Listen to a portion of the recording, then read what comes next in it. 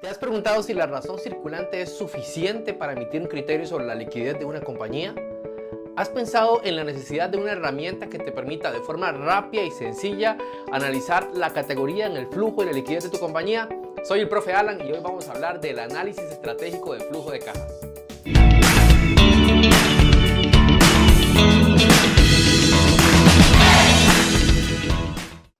Como financieros, cuando pensamos en la administración del flujo de caja, debemos pensar en el flujo de caja como aquello que impacta la capacidad que tiene mi compañía de hacer frente a las obligaciones de corto plazo.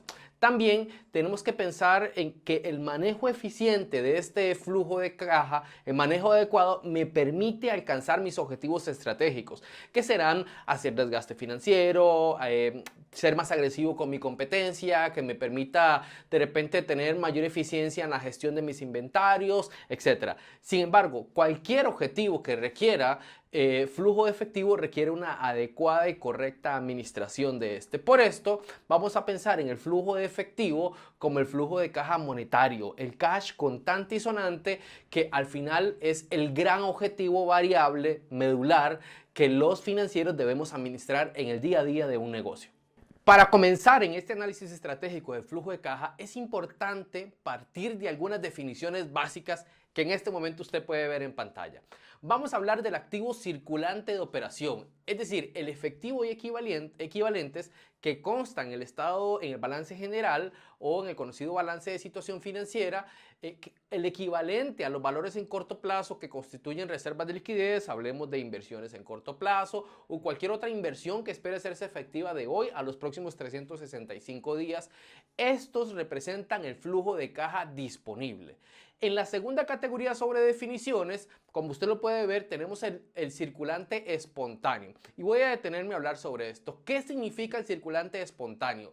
Básicamente son fuentes de financiamiento que son renovables, revolutivas, es decir, que se usan, se pagan, se usan, se pagan y se convierten en una fuente permanente de financiamiento para el activo circulante de inversión. Para entenderlo mejor, el pasivo por fuentes espontáneas por excelencia son las cuentas por pagar que nuestros proveedores nos dan en una línea de crédito. Ya sabemos que nuestra cadena de abastecimiento requiere de cierta materia prima y esa materia prima nosotros la obtenemos a través de nuestros proveedores, quienes nos giran una línea de crédito. Pues una de las características principales de estos pasivos espontáneos es que son revolutivas, su naturaleza es de corto plazo, es decir, 365 días o menos, y además de eso no tienen asociado un gasto financiero.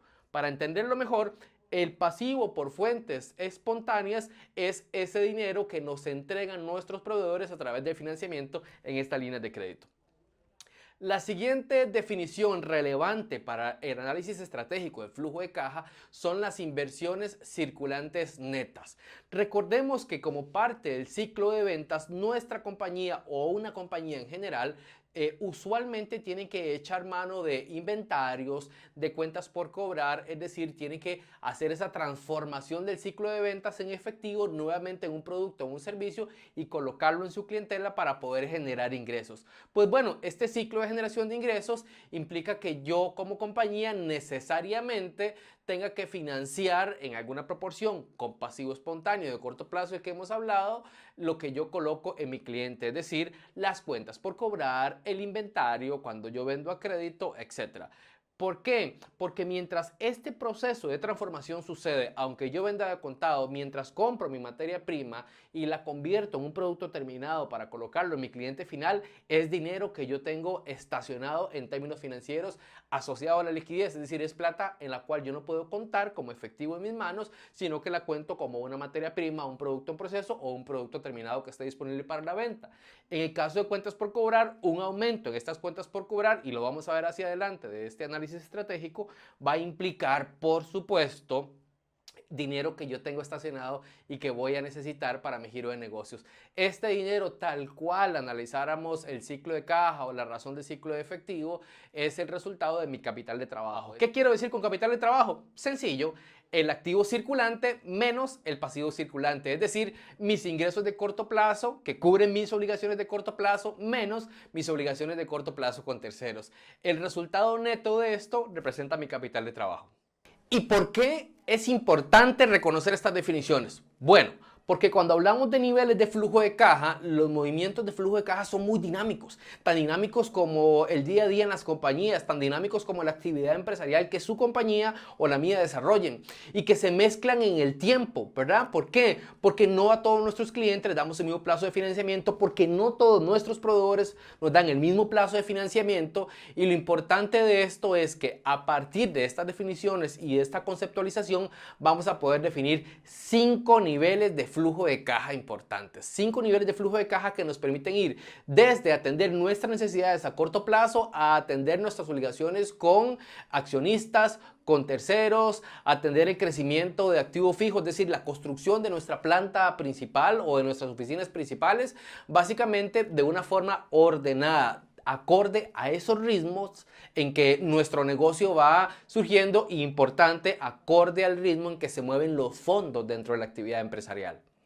Para comprender más fácil la categorización de estos 5 niveles de flujo de efectivo de los cuales les he conversado, voy a compartir con usted en la pantalla en este momento esas categorizaciones y detenerme a explicar algunos aspectos que van a permitir una mayor comprensión de los conceptos asociados a estos.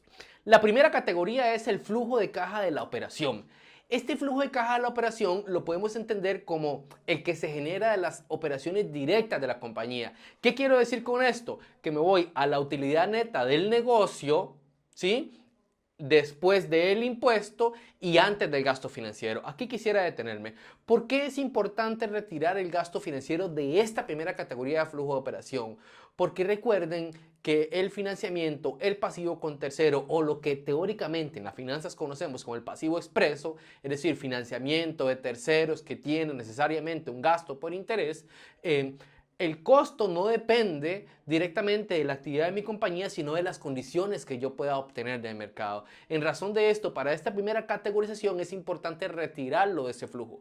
Una vez que usted ha llegado al flujo generado, a las operaciones directas, después del impuesto y antes de este gasto financiero, ojo, solo el gasto financiero, no la posición neta de la cuenta de gasto financiero. ¿Qué quiero decir con posición neta?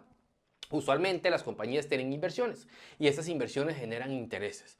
Esos intereses yo los registro dentro de la misma cuenta de gasto financiero. Por eso quiero decir que usted solamente debe registrar el gasto financiero y no la posición neta de este gasto financiero. Finalmente, usted calcula esto tomando esa utilidad operativa, como lo explico en pantalla, menos el impuesto de renta y más aquellos gastos que no son erogables, pero que constan contablemente en la contabilidad. ¿Qué quiero decir con esto? Gastos que por legislación fiscal, por práctica contable, por norma contable o tributaria, yo puedo sustraer de mi estado para bajar el pago de impuestos, pero que al final del día no implica que yo me toque la bolsa y ponga el dinero sobre la mesa. Por ejemplo, el gasto por depreciación y amortización. Para quienes no están familiarizados con estos conceptos, el gasto por depreciación se refiere a el gasto que yo aplico sobre los activos por el desgaste esperado natural de estos, a los activos tangibles, a los que yo puedo contar, tocar, como un edificio, como un mueble, como una computadora, etc. Aquellos activos intangibles, software, derechos de marca, qué sé yo, ¿verdad?, que no se pueden tocar, a los que llamamos intangibles, este mismo concepto de desgaste se le conoce como amortización. La siguiente categoría, el flujo operativo de corto plazo. Este flujo básicamente es después de cubrir las inversiones de corto plazo. ¿Qué quiero decir con inversiones? Recuerden que la conceptualización en la norma de los activos nos dice que un activo es todo aquel sacrificio del pasado para obtener ingresos en el futuro. Entonces, cuando nos referimos a inversiones netas de corto plazo, nos referimos a inversiones en activos de corto plazo. Cuentas por cobrar, inventarios, etc. ¿Sí? O usted toma el flujo de caja operativo, le resta el aumento en la inversión circulante neta, es decir, usted toma todos los activos circulantes, hace una variación para tomar la diferencia si el total de los activos circulantes estaba en 100 unidades monetarias y en este periodo que usted está analizando está en 120 unidades monetarias, entonces al flujo operativo de corto plazo usted lo que hace es restarle ese 20 de aumento. ¿Por qué? Porque haciendo de cuentas que su compañía solo tenga cuentas por cobrar y aumentaron en 20 unidades monetarias, significa que ese es dinero que usted dejó de percibir y que ahora tiene en cuentas por cobrar en sus clientes, y que en términos de flujo de caja contante y sonante, el dinero que ya usted no tiene en sus bolsas, sino que sus clientes lo tienen transformado en una cuenta por cobrar. Por esa razón es que esta categoría de flujo operativo de corto plazo le sustrae solamente la diferencia, el crecimiento, porque ese crecimiento fue el que usted tuvo que sacar de su dinero contante y sonante. A partir de esto, para poder mostrar, básicamente esto nos sirve para poder mostrar el flujo generado por la operación y para darnos cuenta si va a cubrir esos aumentos netos, esa variación de un periodo a otro en el corto plazo. La siguiente categoría dentro de los 5 niveles de flujo de caja tiene que ver con el flujo después de pago a fuentes. Recordemos que con vista a la ecuación contable, donde ya conocemos que activos es igual a la suma de pasivo más patrimonio, y podemos reconocer que del lado de pasivo más patrimonio en la ecuación contable realmente de lo que estamos hablando es de fuentes de financiamiento, y solemos olvidar que el patrimonio también implica una exigibilidad técnica diferente del pasivo, donde se expresa porque tengo un contrato de crédito que me obliga a pagarla sí o sí.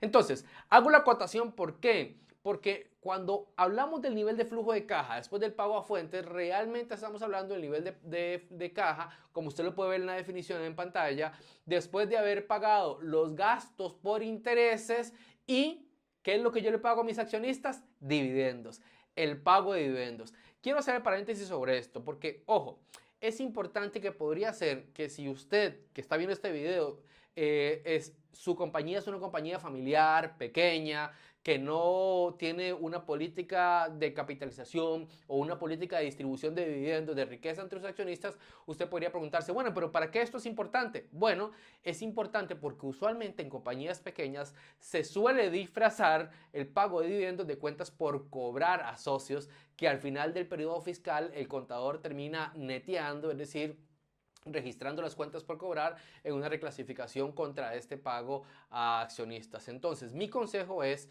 que partiendo de que el análisis estratégico de flujo de caja ya de por sí toma en cuenta el pago, el servicio a las fuentes, es decir, el pago de dividendos y gasto por intereses, valdría la pena que usted instaure dentro de su compañía una política de dividendos para poder asegurarse que su análisis estratégico de flujo de caja no está sesgado por cuentas por cobrar accionistas que realmente no existen en la práctica. La siguiente categoría es el flujo después de inversiones a largo plazo. Es decir, el flujo después de la compra o adquisición o variación de activos fijos. Aquí hay que hacer una salvedad. Estamos hablando de la adquisición efectiva de activos de largo plazo o de inversiones de largo plazo. ¿Qué quiero decir con esto?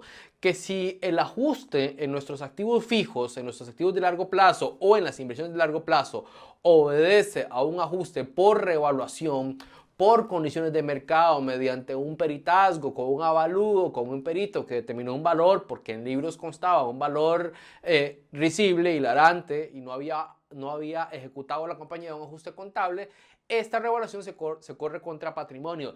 Este tipo de revaluaciones que son meramente contables y que permiten algunas normas y que son ajustes por diferencia de mercado, no deben ser contemplados dentro de este flujo de caja. ¿Por qué? Porque estamos hablando de análisis estratégico de flujo de caja, de cash contante y sonante, que sí o sí tiene un impacto en nuestras bolsas empresariales. Entonces, la atención de este flujo después de inversiones de largo plazo, como usted lo puede ver en pantalla, tiene que ver después de haber pagado las fuentes, es decir, llegando en cascada al nivel después de haber pagado el gasto por intereses, más el gasto por los dividendos que se le pagó a los accionistas, entonces le vamos a restar el aumento de las inversiones de activo a largo plazo.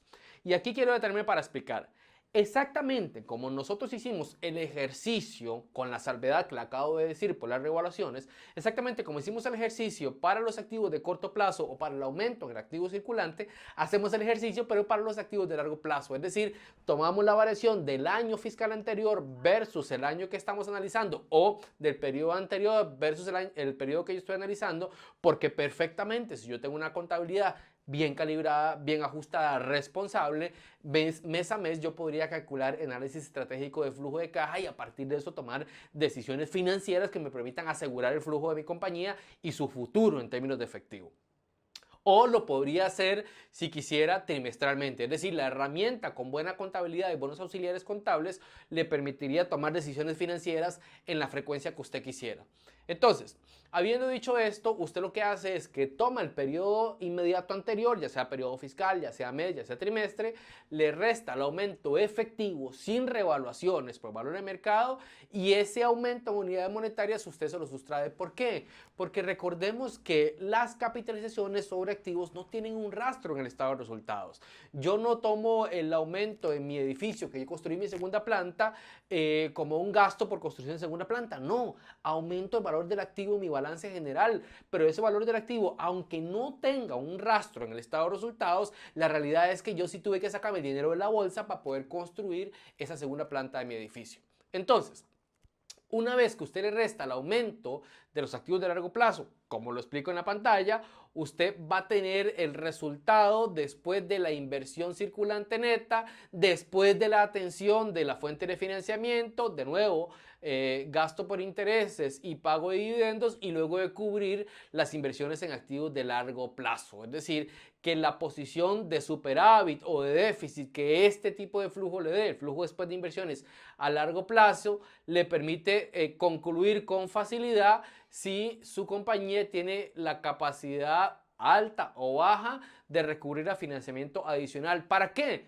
Para cubrir el aumento de sus activos de largo plazo. Por ejemplo, para construir un anexo a su planta de producción. Por ejemplo, para construir una segunda planta a su edificio principal de oficina. Y como último paso, dentro de las categorías de niveles de flujo de caja está el flujo de caja neto.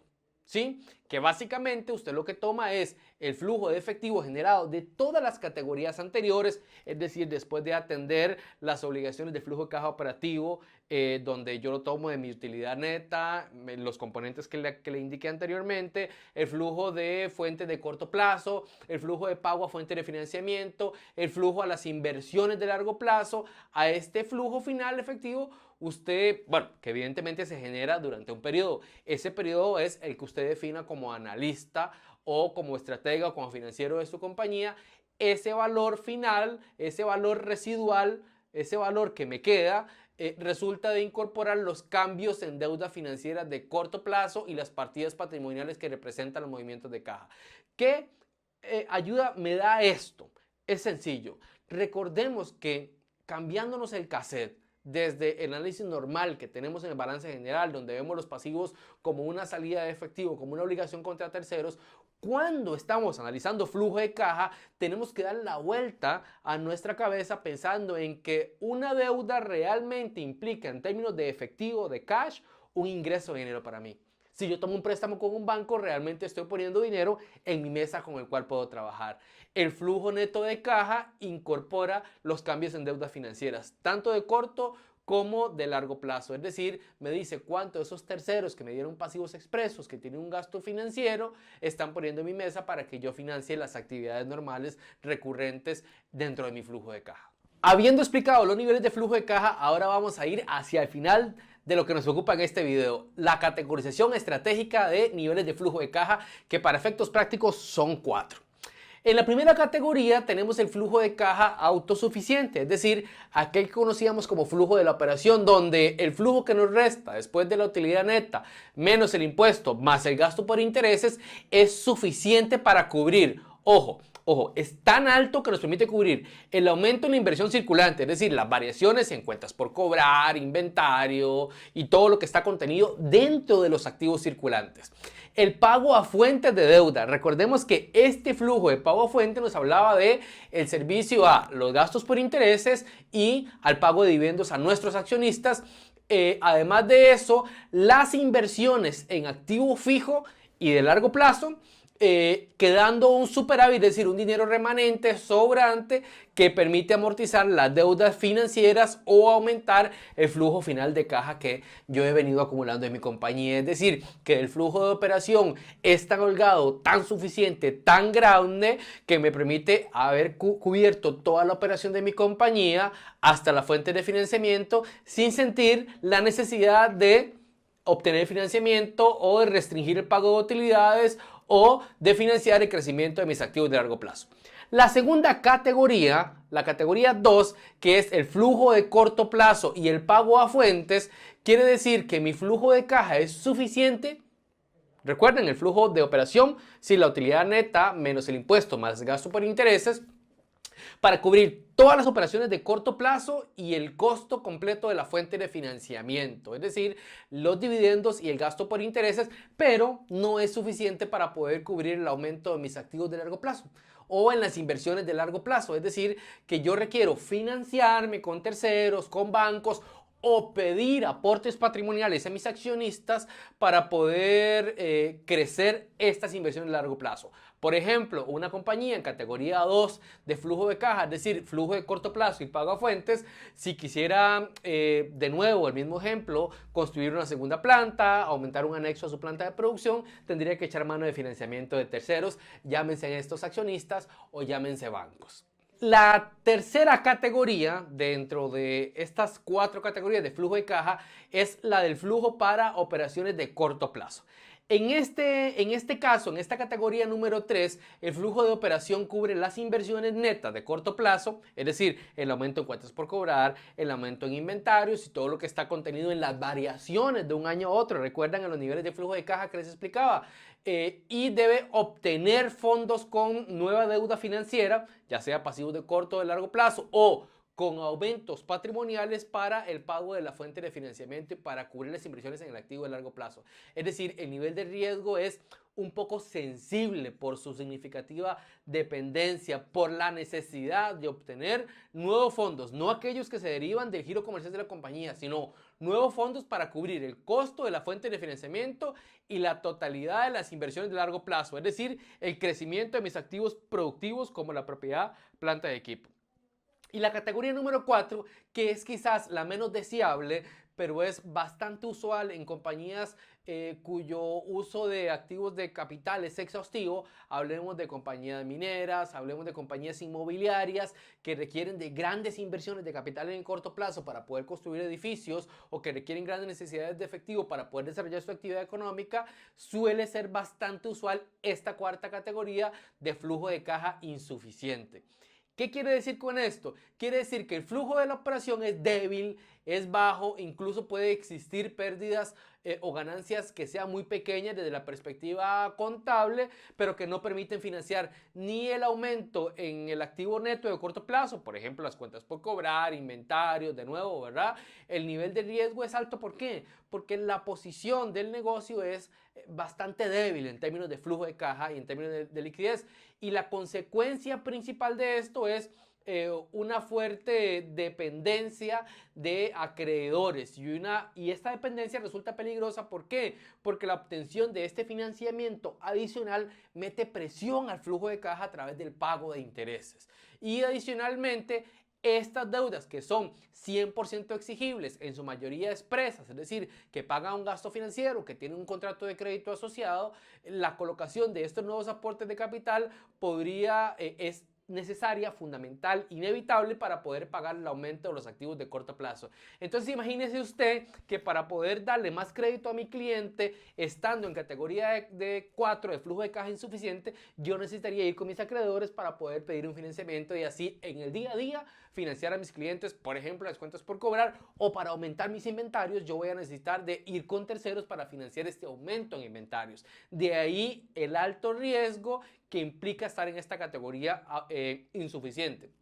Y finalmente, el costo de la fuente de financiamiento y el total de las inversiones de largo plazo definitivamente no son una opción en este flujo de caja insuficiente, o lo son sí y solo sí obteniendo financiamiento de terceros. Para poder tener un ejemplo más gráfico, más visual, que le permita reconocer esta categorización de flujo de caja en un sentido más práctico, desde la perspectiva estratégica, a continuación quiero compartir con ustedes esta diapositiva. A mi mano derecha, a la izquierda suya en la pantalla, usted va a poder ver los 5 niveles de flujo de caja de los cuales he venido conversando. El flujo de la operación, es decir, el flujo de las utilidades netas sin los gastos financieros. La siguiente categoría es el flujo de caja a corto plazo, donde yo le resto el aumento en el circulante operativo, de nuevo, el aumento en las cuentas por cobrar, en los inventarios, todas aquellas cuentas que constan dentro del activo circulante. El flujo después de pago a fuentes, es decir, después de haber pagado dividendos y de haber pagado el gasto por intereses, solo quiero de nuevo hacer la salvedad porque es un error usual, es solo el gasto por intereses, ¿verdad? No la posición neta del gasto financiero como tal. Luego, el flujo después de inversiones a largo plazo, que no es más que restarle al flujo después de pago a fuentes la variación en términos que ha tenido mi activo de largo plazo, ¿verdad? La totalidad de los activos de largo plazo, incluida la propiedad, planta de equipo, que es donde registro todos mis activos en cadena de generación de ingresos o de generación de valor. Y con eso yo llego al flujo después de inversiones de largo plazo. Le sumo o le resto, dependiendo de la condición particular, usualmente le sumo el aumento en la deuda financiera de corto plazo, es decir, aquel crédito expreso con gasto de intereses que yo tomé de corto plazo como una línea de crédito revolutiva, se lo sumo. ¿Por qué? Porque ese financiamiento implica para mí en mi bolsa un ingreso de efectivo que reverdece mi flujo de caja, que me da la capacidad de pagar, pero también mete la presión del gasto por intereses. El aumento en la deuda a largo plazo, porque es exactamente el mismo efecto, más el aumento de los aportes de capital, es decir, aquellos aportes extraordinarios o aquellas capitalizaciones adicionales que mis accionistas hayan hecho en mi compañía. Y con esto llego finalmente al flujo de caja neto. Para verlo de una manera más sencilla, visual, si la compañía tiene capacidad de cubrir con el flujo neto más depreciaciones y amortizaciones, es decir, el flujo sin el gastos financieros, y habiendo regresado el flujo en positivo los gastos no erogables contables que no salieron, como la depreciación y la amortización, tengo capacidad de hacer frente en cascada a todas estas variaciones que constan en su pantalla. En la categoría 2, si usted lo puede ver con facilidad, ese ejercicio, ese flujo de la operación, esa utilidad neta sin gastos financieros más los gastos no erogables, apenas si nos alcanza para llegar hasta el flujo después de pago a fuente, es decir, apenas nos alcanza para financiar el aumento en el activo circulante operativo, ¿verdad? Los gastos financieros en mis pasivos expresos y el pago de dividendo a mis accionistas. Para pagar el resto de los niveles de flujo de efectivo, yo tendré que echar mano a fuentes externas de financiamiento, llámese pasivo o llámese patrimonio. Entonces usted podría estarse preguntando a este momento del análisis estratégico de flujo, bueno, pero entonces, ¿en qué categoría debo estar? Evidentemente, una compañía que está en categoría 1 es una compañía que muy posiblemente tenga altos niveles de marginación, es decir, que el margen sobre el que vende sus productos tengan un gran espacio para poder cubrir en cascada todos sus gastos operativos, ¿sí? Sin embargo, las condiciones de mercado, la competencia nos obliga a veces a hacer desgaste financiero y a competir por precios, Por eso, yo le diría que si usted está entre una categoría 2 o una categoría 1, esencialmente una categoría 2, donde su estructura de financiamiento echa mano del patrimonio, echa mano de la deuda, tampoco usted podría pensar que su compañía está en una mala posición. Desde mi perspectiva, una compañía mediana, una compañía familiar, una compañía con poca madurez en el mercado, 10, 12 años de operar en el mercado, podría estar en una categoría 2. Compañías grandes, transnacionales, que tienen altos flujos de liquidez, compañías de servicios, de tecnología, que tienen altos márgenes de ingreso en el margen bruto de la compañía, en el margen operativo de la compañía, podrían estar en una categoría 1. Ojo, y aquí es donde usted tiene que poner atención. Como lo puede ver, cuando se está en categoría 3, estoy en un escenario de estrés, un escenario donde la vida del administrador financiero se pone un poquito tensa. ¿Por qué? Porque la utilidad neta sin los gastos financieros más los gastos erogables apenas y me alcanza para cubrir las variaciones en mi activo circulante. ¿Qué significa eso? Que apenas si me alcanza para aumentar el inventario del día a día y apenas si me alcanza para aumentar las cuentas por cobrar. Es decir, que si yo lanzara un nuevo producto o un nuevo servicio y requiero fondear un inventario base o abrir nuevas líneas de crédito a nuevos clientes en otros mercados, no tendría la capacidad o posiblemente tendría una capacidad muy estrecha que podría comprometer mi liquidez. ¿Por qué? Porque en esta categoría 3, por debajo de eso, como usted lo puede ver en la pantalla, todo lo demás requeriría de financiamiento de fuentes, llámese de nuevo patrimonio o de deuda. Y para concluir, en esta categoría 4, un escenario bastante triste, lamentable, usted va a requerir del financiamiento completo de fuentes para poder prácticamente operar su compañía, para poder aumentar activos, para poder pagar dividendos. Es una posición en la que el administrador todos los días se levanta pensando en cómo hacer el pago de servicio a las deudas, es decir, en cómo devolver a sus accionistas o cómo devolver al banco, que son contratos que generan mayor presión, básicamente el día a día de la operación. Ojo, y esto es importante, ¿por qué? Porque en términos de costo de capital, si yo hiciera el ejercicio, que no es el análisis estratégico que nos ocupa en este caso, pero si yo hiciera el ejercicio de costo de capital versus rendimientos sobre activos, es bastante posible que en un escenario como estos, nuestro costo de capital esté de la mano con el rendimiento que generan mis activos, o incluso peor, que lo que yo pago en fuente de referenciamiento sea mayor que lo que mis activos estén en capacidad de generar. Junto con este video les he compartido el Excel donde se calcula paso a paso un ejemplo en español y un ejemplo en inglés, dependiendo de cómo le quede más sencillo, para que usted pueda hacer este análisis estratégico habiendo comprendido los conceptos que le he explicado hoy. Espero que este video les sirva para poder hoy, a partir de este momento, determinar en qué posición en términos de flujo está su compañía.